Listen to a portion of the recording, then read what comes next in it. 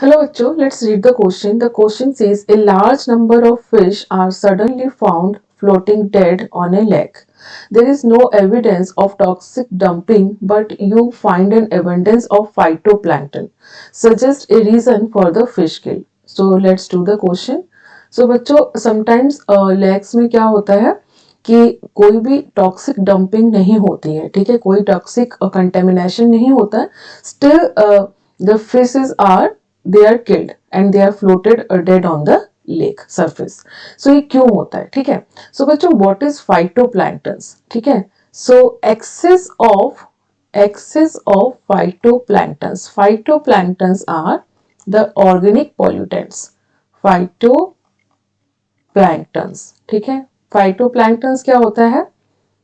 These are the organic pollutant. These are the organic pollutant.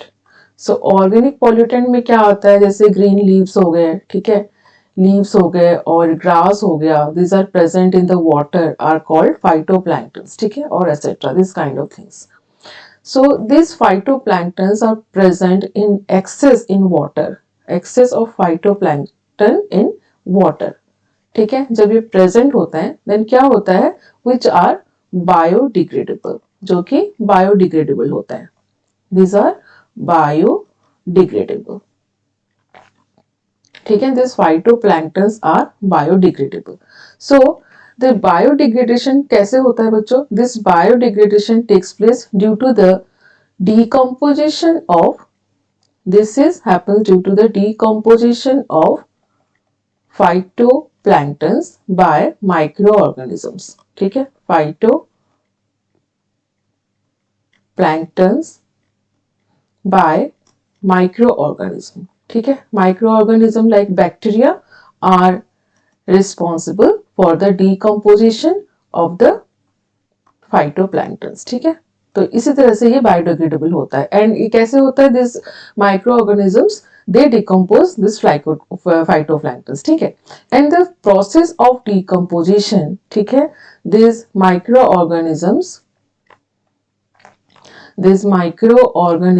consumes, ठीक है, microorganisms consumes oxygen, ठीक है, oxygen for the decomposition. यहाँ पे decomposition के लिए they need oxygen, ठीक है, they need oxygen for this decomposition. And already water में आपका dissolved oxygen जो होता है वो बहुत less होता है, ठीक है. Only 10 ppm oxygen is dissolved in, ठीक है, it is dissolved in water.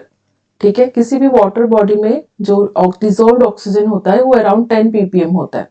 So when this microorganism consumes this oxygen for the decomposition of this excess phytoplanktons, तो क्या होता है? This dissolved oxygen is also there the a source for the living of the aquatic animals. ठीक है, aquatic animals के लिए living के लिए this dissolved oxygen is very important.